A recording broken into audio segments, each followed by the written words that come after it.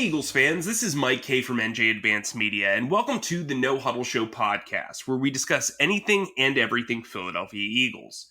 You can read our content on NJ.com/Eagles, bookmark that, and you can subscribe to our exclusive Eagles Insider Tech service, where we'll break news, give you insider observations, and provide in-depth analysis. Through Eagles Extra, you can send questions and comments directly to us, and we'll respond to your phone. With me today, as always, is my fellow Eagles beat reporter, Chris Franklin. Today, we're going to discuss Miles Sanders in the running back group, what will happen with Zach Ertz before training camp, and the Eagles' options at cornerback. Chris, how are you doing today? Not bad at all, Mike. How you doing, man? My enthusiasm level is a little bit higher than yours. I need to feel it, Chris. Where you Hey, at? Mike, Hey, there what's you going go. on, man? Boom! How's everything going? There we Bam! go. Gee golly. Well, we're 24 hours removed roughly from watching Jason Kelce dish out some beers, drink some of his own, talk about his contract status, talk about potential heir apparents. You know, it's nice to cover something in the field for once. Like, it feels like we haven't been in the field in, forever. And so I think my enthusiasm's up. Obviously, if you follow the podcast, you know that we have kind of been on and off breaks lately. And,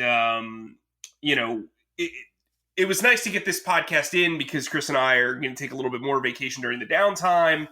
But we wanted to make sure we were in your earbuds as much as possible during this down period, as some of us in the business call the dead period. So Chris, let's talk about that conversation with Jason Kelce before we kind of get into the rest of the depth chart. It was reported last month by Jeremy Fowler that Jason Kelce put basically a clause in his contract that would force both him and the Eagles to make a decision prior to June 2nd on his future. So what happened was they needed to lower his cap number. What they did was they created additional void years to spread out his bonus while also giving him a raise. In turn, Kelce sought after some extra, flexibility, you could say, and put essentially what you would call a quote-unquote poison pill in his contract, to where if he decided not to retire and the Eagles decided not to give him an extension, they'd have to cut him, basically, before June 2nd. Or he would receive $31 million, I believe, is the total in guaranteed money. And you're not going to want to pay a guy in his mid-30s, especially a center, $30 million. So it basically forces the Eagles to make a decision as soon as possible during the next summer, if Jason Kelce does intend to keep playing.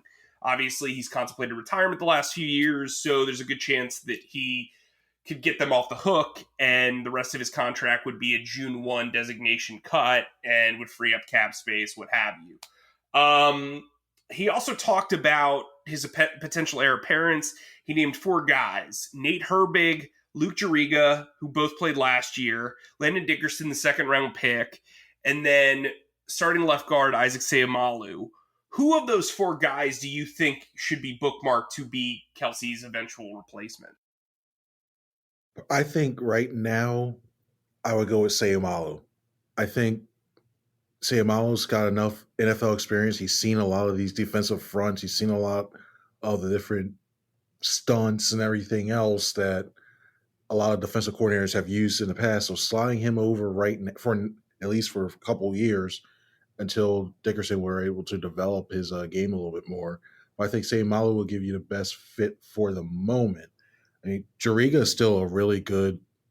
I think Juriga has a chance to turn into a decent backup, but overall, I think Seumalo's the guy you roll with right now, and then you slide, and then when you move Seumalo over to center, then I think you put Dickerson over at that left guard to replace him. I mean, what do you think? Yeah, I think right now, I think the plan is to have Dickerson play left guard. I think that's where his value can be really felt. He's obviously a bigger center too. He's 6'5" and 300. So it's not like he's built like Kelce anyway. Seumalo's more of that athletic pulling guard.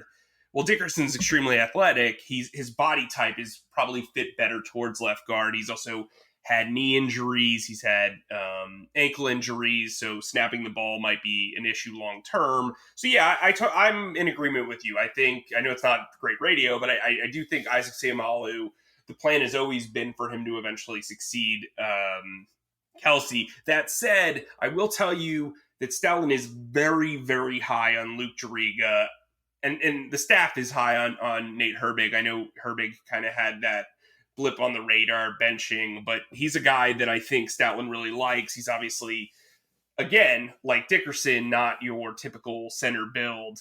Juriga's a guy who's built like a little bit bigger Jason Kelce. So that's just interesting. Like, we've always talked about replacing franchise cornerstones. Who's going to eventually replace Jason Peters was obviously a big discussion for several years. Now we know that Jordan Mailata and Andre Dillard are going to duke it out during training camp. I'm sure the Eagles are already trying to figure out who will eventually replace Brandon Brooks, given all the injuries that he's had. Lane Johnson's another one whose contract continues to balloon. And, he doesn't strike me as a guy who, as much as the fan base probably would, and the front office and Lane Johnson probably would love for him to retire here, he's still so young and making so much money that I don't know if he does end up spending his entire career in Philly. So he's another guy. Like, you look at Jack Driscoll, who played pretty well given the circumstances last year. If he can prove that he can be durable over the long term, maybe he's Lane Johnson's eventual replacement. They have him on the cheap for the next 3 years. So, Jason Kelce said something interesting to us when we were talking to him. He said, it's nice that they have a lot of depth on the offensive line. And Kelce's not really a guy who will just like smudge the facts. He truly believes that. So I do think they're in better shape than they've been in a while as far as depth goes. I think they're too deep at each position. Whoever wins or loses Mailata Dillard, the other guy can back up the left tackle spot.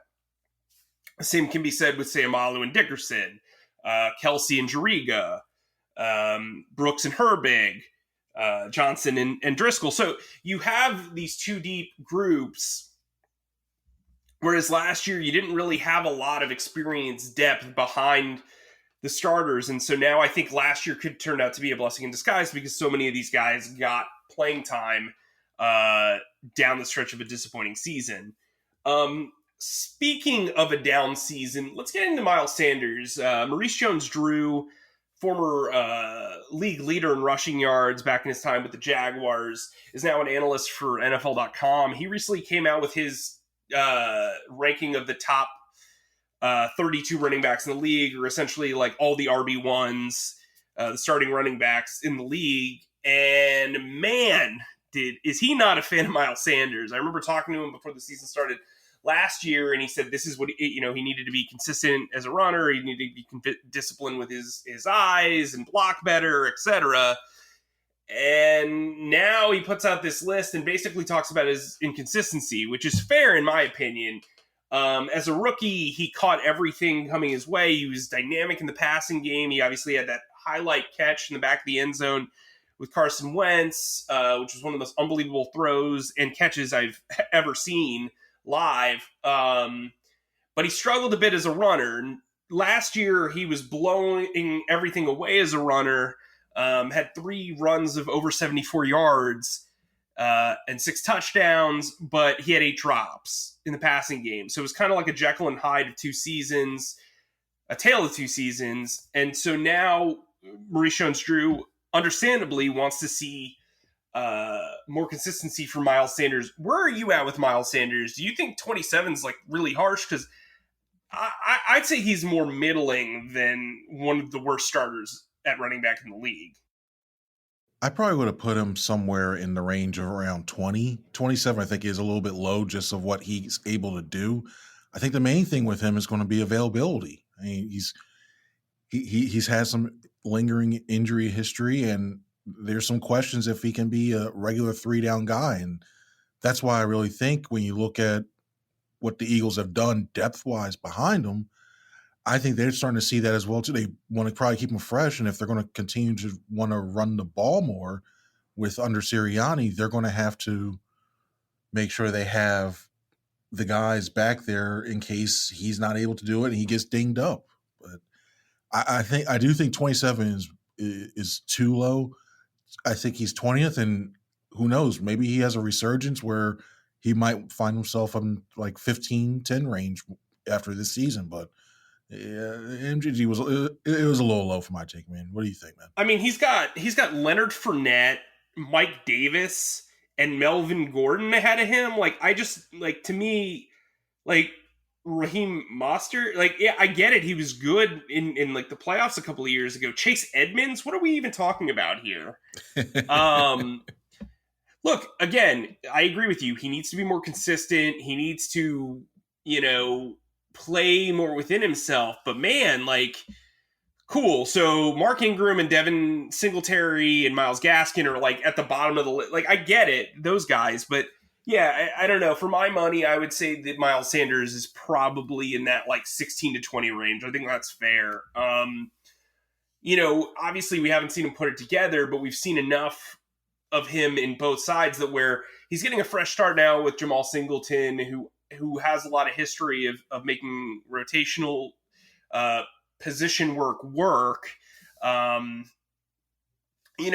don't know if he's a 3-down back. I did think coming into the last season that he could be that guy, but I just, he missed games with a hamstring injury and a knee injury. And honestly, everybody wants a 3-down back, but I feel like sometimes forcing it on guys kind of dampens their career.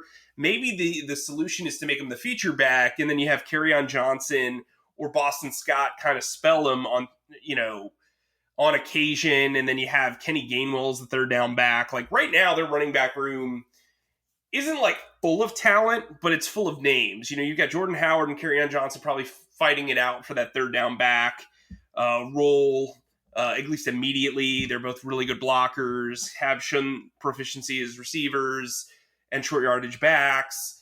Gainwell's going to be that gadget guy who's kind of in the mold of Naheem Hines in Indy for Nick Sirianni. And then I think you look at Boston Scott, who's going to be one of those utility backs that if Sanders is out for a long period of time, you're going to see Scott work in tandem with somebody like Johnson or Howard. Where are you at with that running back room? What's your level of confidence in that running back room? I actually like the guys they have in there because there's a lot of versatility you can have in there, and I'm actually excited to see them use two running back sets, not necessarily with them both in the backfield, but say Sanders in the slot, and you still have Kerryon Johnson in the backfield that can either catch a pass out the backfield or help with the pass protection. I think Jordan Howard, I think he might be on the outside looking in now. Yeah, I agree. Given with the Kerryon Johnson's blocking ability, and Jordan Howard's main thing was that, but he also adds some short yardage capabilities because there's not really, besides like you're getting way down the depth chart in Elijah Holyfield, I don't think they have that true one power back they can really go to on if you want to line up at the goal line or 3rd and 1 and say, hey, you know what, let's put a Tariq or somebody else, a semi quasi fullback back there and say, okay, we're going to pick up this 1 yard. You don't have that guy, I think, besides Howard. So there's a lot that can be done there. I wouldn't be surprised if they maybe carry 5, but I only say 5 with the asterisk next to Huntley just being your kick return specialist. If not, I say they roll with 4. Well, can I give you a curveball? Yeah. Because I wanted to talk about this a little bit. Adrian Killins, right? So Adrian Killins has been working almost exclusively with wide receivers this offseason. He did a lot with them last year. I think they view him as like a slot gadget weapon. I think he could be really good on slot screens, which is something that I don't think a lot of coaches really take advantage of. He's a guy with elite speed. He knows what it's like to run through contact and run through traffic, but he also has really good hands. He was pretty good in college as a receiver out of the backfield too. So he's kind of just like a running back in name, but I could see the Eagles maybe going lighter at wide receiver. Maybe instead of keeping 6 wide receivers, they go with 5 and 5 at running back and wide receiver. Now, again, that's like crazy talk. I mean, like Killins would have to be so dynamic that they're like, yeah, we can move on from Greg Ward, or yeah, we can move on from Quez Watkins. But I think that would be really interesting. Like if you got it to the point where you wanted to make this a really fast group and a dynamic group, you're looking at something like, well, if I did like a 10-man group of wide receivers and running backs, at wide receiver, I've got Devontae Smith, Jalen Rager, Travis Fulgham, J.J. Arcega-Whiteside, and Quez Watkins, right? And then at running back, I have Miles Sanders, Boston Scott, uh, Kenny Gainwell, Kerryon Johnson, and Adrian Killens. That I could see something dynamic working, but the issue I have with that is he worth a roster spot right now? Is like anybody trying to claim this dude off of waivers? I think it really comes down to the preseason. What do you think about Adrian Killens and his shot at the roster? Because he just seems like, amongst our beat group core, like, our spidey senses are kind of tingling here.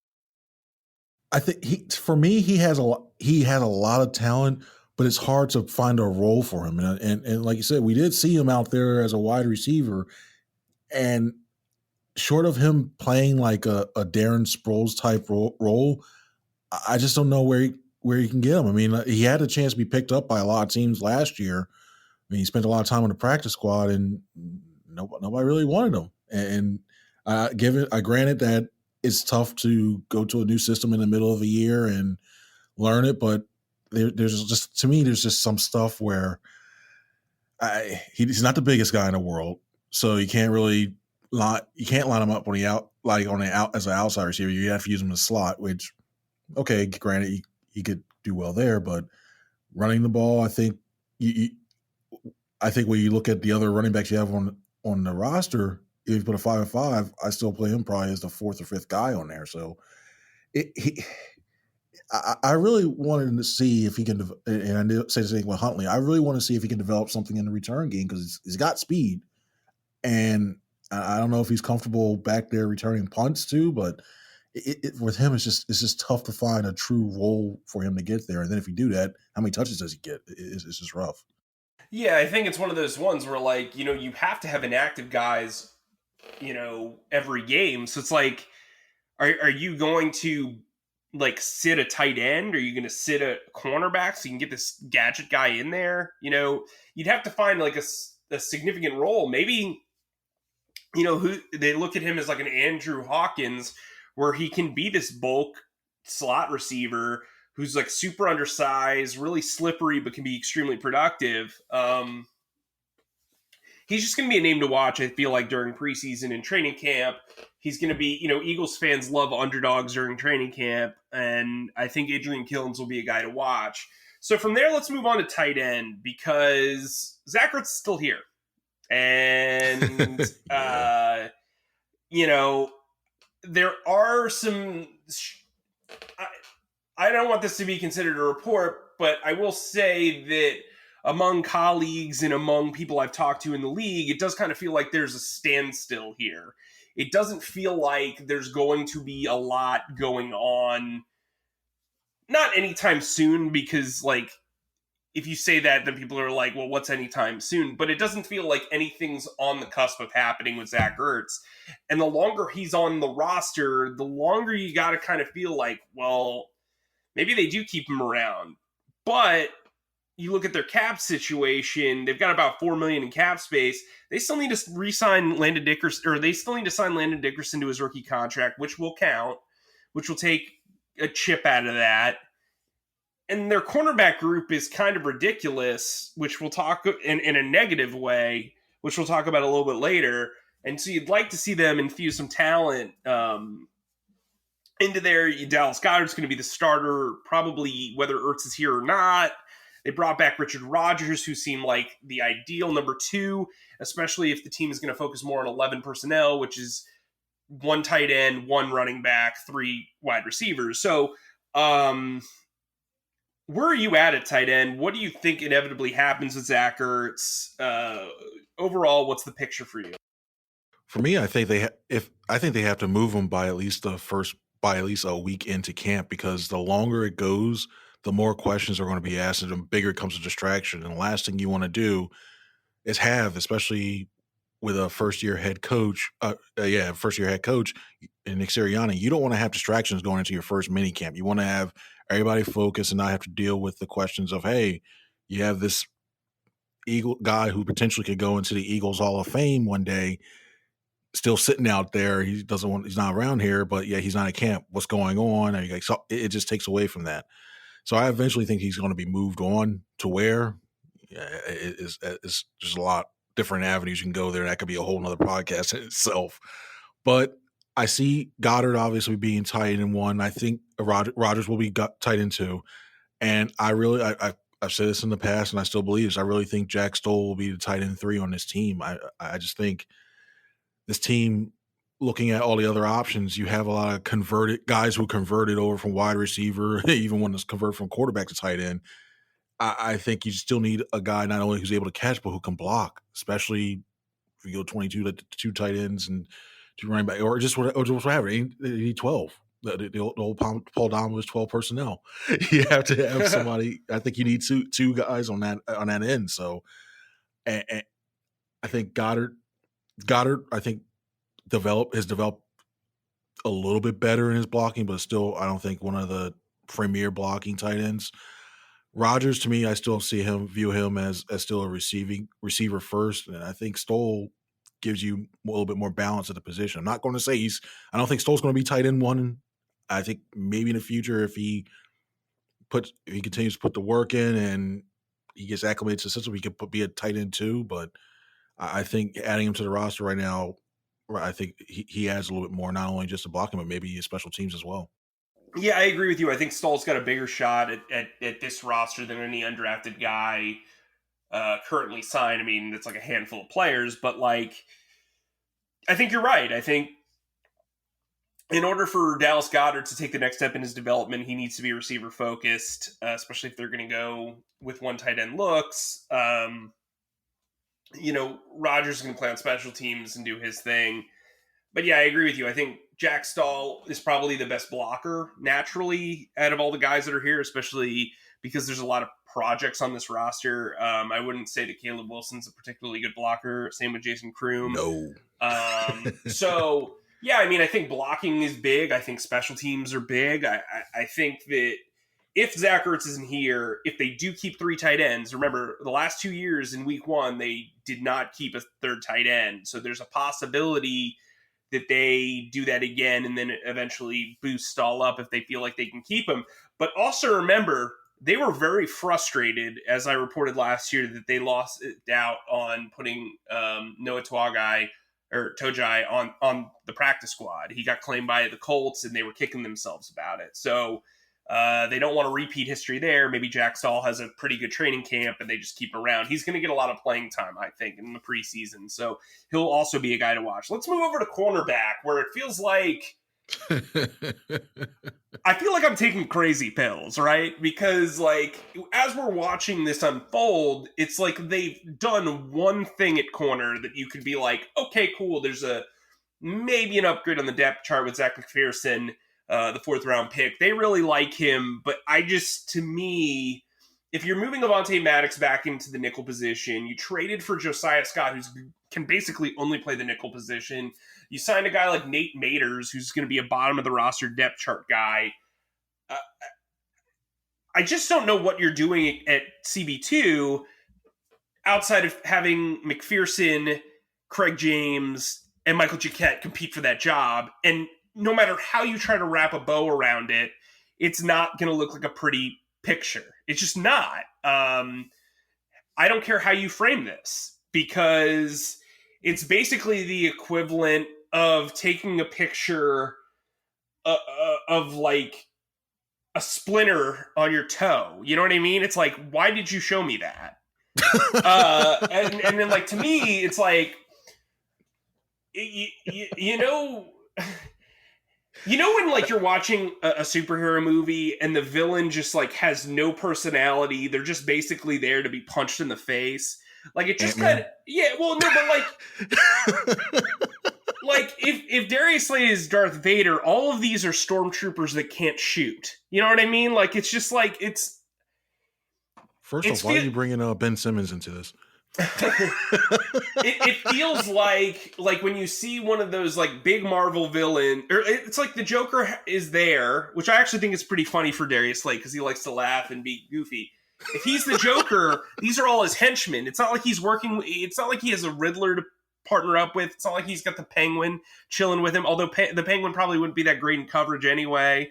You know what I mean? Like right now, it's you got like Mr. Freeze's like assistant in Michael Jacquet, like chilling out there. And I'm not trying to hate on Michael Jacquet, but like the reality of the situation is he's still a mystery. This is a new coaching staff.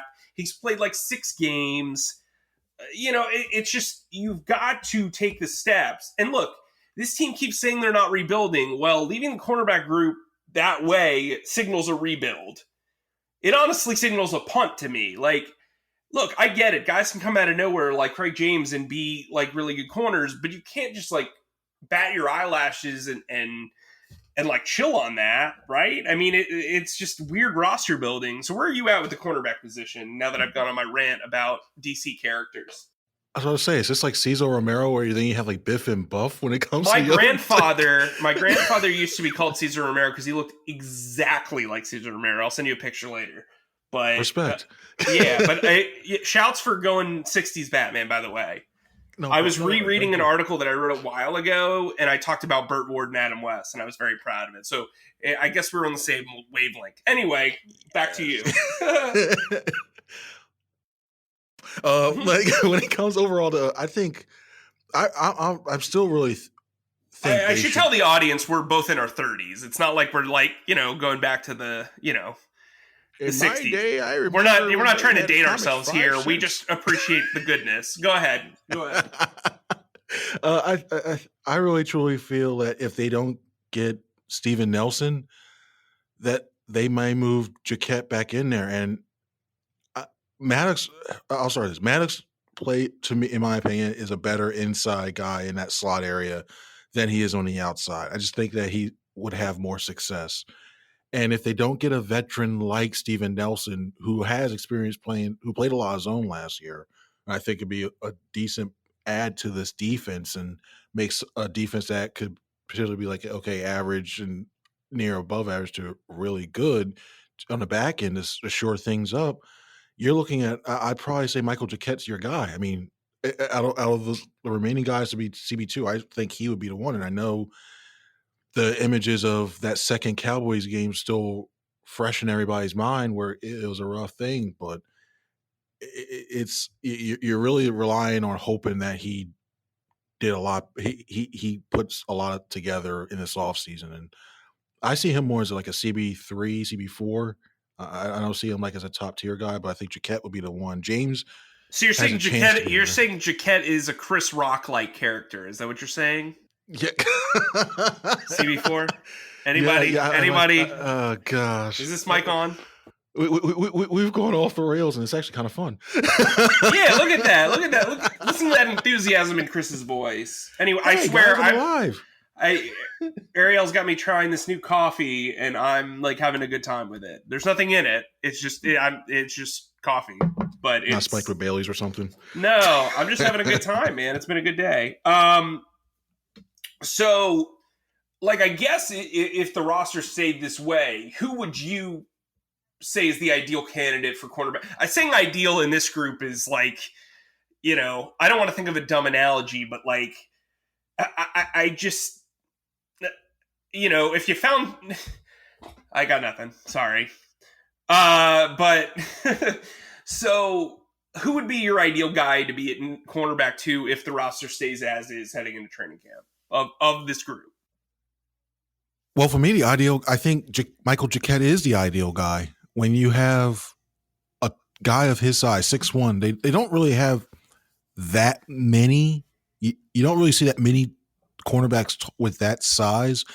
And given that you have a lot of these receivers in this division, like Cooper and McLaurin, and just overall, a lot of these wide receivers you're going to have to see over the course of the season. You don't really have a taller guy that can truly compete for some of these jump balls. So I think Jacquet will be the guy that winds up, if they don't make another move and they need somebody to put on the outside, I think Jacquet would move. But I get that sneaky suspicion. I think Maddox winds up on the outside again if no free agent is added, and then you're looking at Josiah Scott being that nickel guy instead of Nicole Roby Coleman like last year. Whew. Yikes. So I'd say this. Look, so I think ideally Zach McPherson should be the guy. I think he's young. He has upside. You can take the growing pains out there. He's got good size. I think he attacks the ball really well. You've invested in him. Throw him out there. What's the harm? So to me, that's who I would go with. I think McPherson's a guy that a lot of people like internally. They jumped at the chance to get him. Obviously, they put the PR spin on drafting him in the 4th round, so they consider drafting him in the 3rd round. If that's true, he should be starting at cornerback. Otherwise, you're just putting him in a Curtis Marsh situation. Wow, I haven't thought of Curtis Marsh in forever. But, like, seriously, like, Curtis Marsh had his like, wow. I've got a tweet about Curtis Marsh at some point today. But, like, to me, it's just one of those things where I think if you're the Eagles, you don't want to stun his growth by, like, being too cautious with him. This is a young team. Put him out there. See what he can do. They gave him 27. They gave him Malcolm Jenkins' number after a year. No one's worn Brent Selleck's number in 3 years. Like, what's going on here? But anyway, that's another story. I digress. McPherson would be the guy. I like Craig James, though. I will say I do like Craig James. I just don't think I think he's a replacement level player. I don't see him being a starting cornerback in the league. Now, maybe I'm wrong, but I think his value is more on special teams and being like a rotational corner. So with that said, Chris, what are your final thoughts? Just open floor, open season. We've been away for 2 weeks. What do you got? Well, to be honest, I got nothing. I'll say this: it was great seeing you in person yesterday for a Jason Kelce thing. I think that was like you mentioned earlier, it is bringing back some form of normalcy.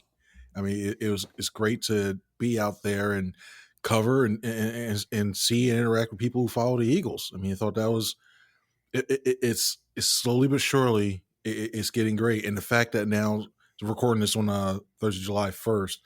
The fact that we're 26 days away now from training camp beginning, and it go. Who would have thought? Like, the season goes by so fast, and then it's over, and next thing you know, it's like, it's almost here again. So, yeah, I'm looking forward to it, man. What's your final thoughts?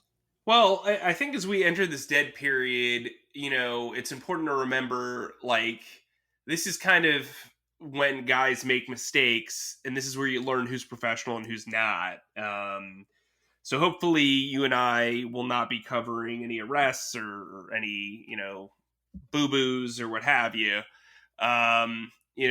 Remember around this time, obviously this wasn't his fault, but Brendan Brooks tore his Achilles and, that was a big bummer. And so, you hope everybody stays safe. Everybody stays healthy and out of trouble. I hope everybody at home is staying safe and enjoying the summer. We just got back from South Florida. It's just as hot up here in South Jersey. So I hope you're taking advantage of the sun, going to the shore, doing whatever you guys got to do. We appreciate you guys tuning in. I know that there's been a bit of a lull, but we love hearing from you guys. Make sure to subscribe to our podcast, The No Huddle Show, wherever podcasts are available. Remember, you can also sign up for Eagles Extra. We do a 5. Sorry, I lost my train of thought there. I was looking at the time. All right, let me take that again. You can also sign up for Eagles Extra. We do a weekly Q&A, whether it's myself or Chris. We make sure you get all your questions answered. Remember, you can sign up for free on NJ.com/text. That's the opportunity to ask whatever you want, as many questions as you want, and Chris and I will make sure that we get those answered. For Chris, I'm Mike. We'll see you soon.